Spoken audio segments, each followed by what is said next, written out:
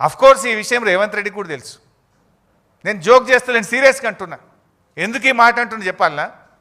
కాళేశ్వరం కూలిందనేది ఆయన్నే. మొన్న యాదాద్రి జిల్లాలో పోయి గంధమల్ల కొబ్బరికాయ కొట్టిండా లేదా? గంధమల్ల ఏంటిది? Continuation of Kaleshwaram.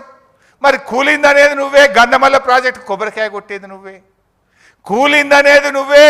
మూసీకి నేను కాళేశ్వరం నీళ్లు మల్లన్న సాగర్ నుంచి తెస్తా అని 6,000 కోట్ల రూపాయలకు టెండర్లు ఫైనల్ చేసినావా లేదా?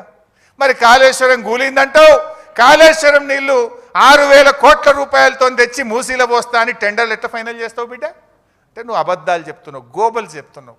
సో ఎప్పటికైనా కేసీఆర్ చేసిన నిర్ణయం తన కోసం కాదు, 100 ఏళ్ల రాష్ట్ర భవిష్యత్తు కోసం ఆలోచించి కేసీఆర్ గారు మల్లన్న సాగర్ లాంటి ప్రాజెక్టులను, కాళేశ్వరం ప్రాజెక్టును వారు నిర్మించడం జరిగింది.